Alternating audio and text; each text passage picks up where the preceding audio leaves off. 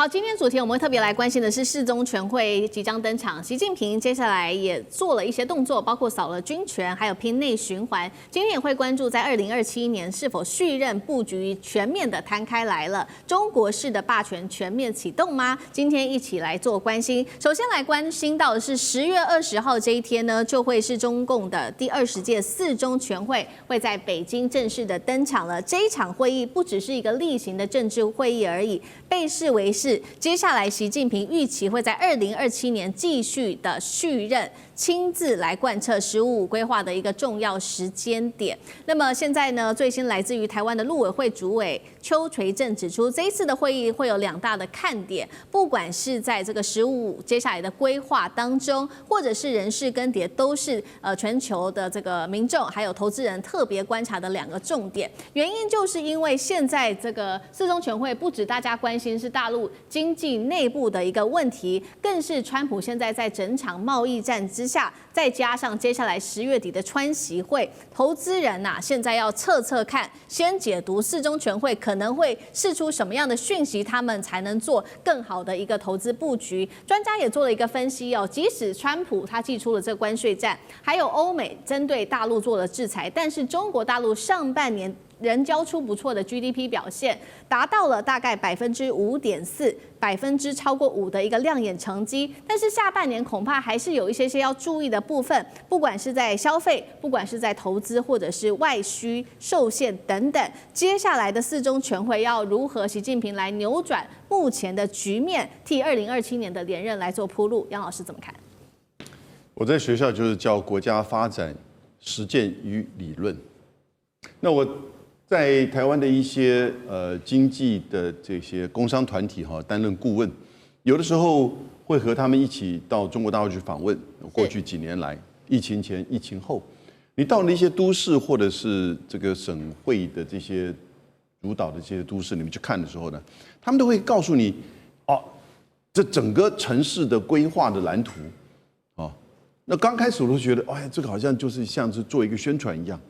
那隔了几年，我再去看的时候，发觉到它一步一步就往前走，而且那个 KPI 的设定都很清楚，目标都很清楚。中国大陆这样子的一个这个就是5年这个经济工作计划其实一直都是在这样推动。我就想到台湾以前在蒋经国从严家淦到蒋经国时期，1975年到1988的时候，那个时候也有10年国建，还有6年国建。我们那个时候有6年的2次的6年国建。但是呢，后来就无疾而终。这次你看到，在中国大陆这次“15五”的这个规划就很清楚，尤其是今天他自己公布了，第3季7到9月的经济成长已经确定是4.8%，其实就非常符合他的整年的规划，要接近5%。那同时这一次你看到他的整个经济的就是发展蓝图，这叫经济发展蓝图，接下来这5年。那我觉得重心会就是在科技、创新，还有经济安全。然后呢，配合的国家跟政府，从中央到地方的大规模的投资跟政策的引导。然后呢，特别是在这个科技的，就是自立自强这个层面，因为它会放在第一个内部的需求内卷的层面，地方的发展。那同时呢，也会看在重要的几个大的项目的发展。当第3个层面，要在国际上来看，那国际现在最重要就是中美之间的就是关税战以及科技战，现在走到资源战甚至产业战。那这个层面来看，这个“15五”整个这个计划就更加的这个深刻。那我注意到，尤其他们现在可能要特别针对地方的家庭支出要希望能够鼓励，因为中国大陆整个家庭支出占整个 GDP 只有40%。其实是比较低的，那增加家庭支出才会增加整个经济的活络。如果以美国来比的话，美国的家庭支出占68%，但也许不一定要那么高，但是呢，经济的活络以及经济的蓝图的规划是这次“15五”的整个大的方向。好，确实这次15除了会来关心大陆在科技上面的自主，还有内循环、内需之外，现在呢，来自于专业机构，我们来看到的是彭博资讯盘点了现在全球的基金经理人在接下来主要关注的4大题材。今天也带观众朋友来看，首先刚刚老师帮我们提到的，我们先来看到晶片跟机器人，他们希望能够做到全面的自主跟创新，还有内循环，刚刚讲了嘛，消费部门能不能再次点燃内循环的引擎，来抵消这个贸易战的负面影响？这2个之外，另外呢，这个彭博也特别提到说，里面基金经理人关心的是大陆反内卷的运动如何限制企业间的割喉式的竞争，以及价格战是否能够有所改善。最后是在关心的是人民币全球化能不能透过 BRICS 和中东结盟加速的去美元化，也推动人民币现在在全球的一个国际化。所以委员怎么看这4大题材？怎么从这个4个角度来分析中国经济在15的发展？就是中国经济这些都很重要 ，Bloomberg 写的很重要了，都对的。可是我觉得主轴只有一个，打赢贸易战。有很多中国大陆的经济学家单位提到说啊，应该用内循环来取代贸易战。你有没有搞错啊？内循环的供应链跟贸易战的供应链是两码子事啊。举个例子啊，这个刚才杨教授有提到，台湾的消费占台湾 GDP 多少？44%。是很低啊，可台湾的贸易量还是很大，因为这2个是不同供应链，不是这个取代那个，那个取代那个。我们台湾出口那么多晶片，难道我们拿来每个人发1颗吗？这不是那个问题嘛？大陆也是一样，所以打赢贸易战，如何去打赢贸易战才是当务之急啊。那内需当然很重要，可是内需我不客气讲，是中国大陆自己搞出来的花样啊。他莫名其妙当年在2020年去打压房地产，赔掉50兆。老百姓穷啦，所以他消费最近即使说，那个什么，这最近的黄金假期，他的这个消费量很大很大，可是平均每一个人的消费比以前少啊，为什么？没钱啦。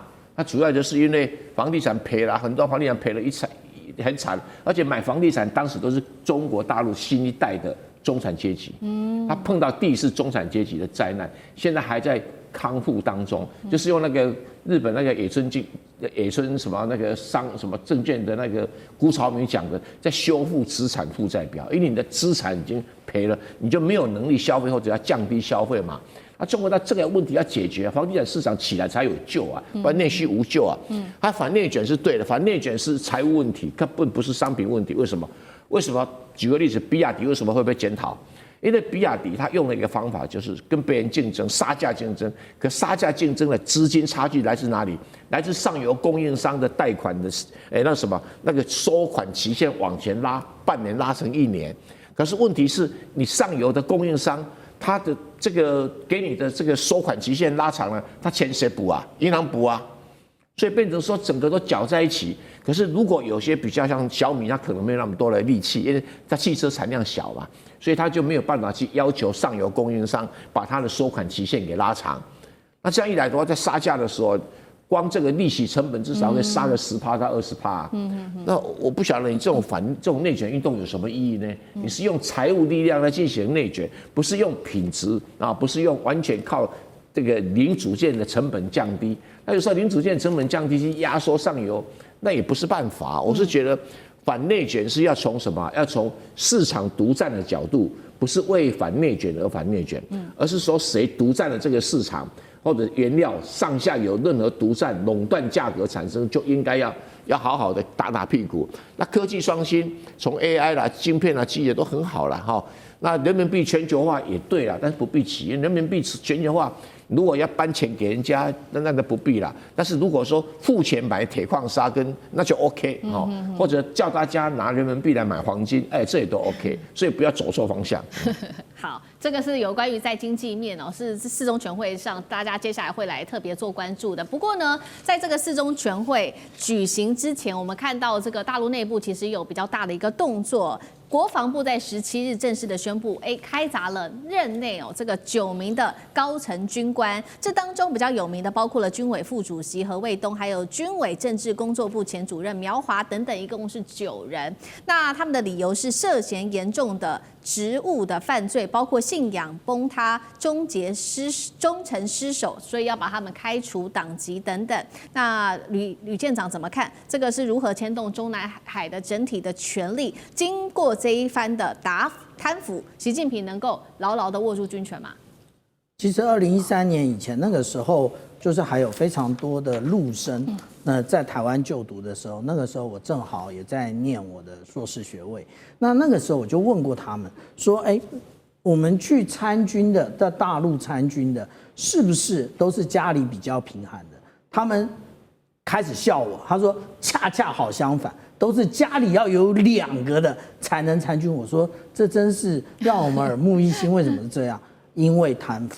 他说从你参军开始到你升官调单位，全部通通都要付钱。那个也就是我们讲到郭伯雄跟徐才厚的那个年代是这样。可是现在我们看到的，这一些有关于被双开的这些将领那如果按照这个体操运动练功媒体的讲法他说这就是正好是习近平主席要失事前的状况，他有没有搞对啊？也就是实际上来讲，这一次连这个何卫东，他其实中央军委的副主席都已经被双开的话，那谁有这个权利？那当然就是中央军委主席习近平，那他才有这个权利去双开这些人。那而且他其实是实锤，有相当的证据的，他才会这样做。那为什么会有这样的情形？如果我们来看之前的状况也就是无论是李尚福、魏凤和，甚至这一次，我很意外出现的这个王厚斌，他曾经担任过海军参谋长、副参谋长的这一位那通通都被双开。其实他们都是火箭军的。火箭军为什么这么严重？因为火箭军跟别的军种有最大的不同。因为我们要了解这个解放军的火箭军，除了火箭本身或者是弹道飞弹本身，有一个更重要的，他们在建地下长城。地下长城的部分都是兵工，也就是他无论是购买这些砂石或者是水泥他都可以接轨到外面的这一些这些厂商。然后就可以从中牟利。那你可以不拿，你不拿你就没那个官位做了。所以这个是整个的一个，我们就讲到一串粽子的这种状况，也就是一拉就是一串。那至于说我更意外的另外一位，也就是军委副主席何卫东，其实他也就是2022年环台军演以及2023年联合利剑的总导演。那这一个他其实都已经变成这么高的官位，为什么还会被清洗？那现在解放军不解释这个问题，或许是解释出来会让大家觉得更惊骇。但是我有另外一种看法，也就是说他们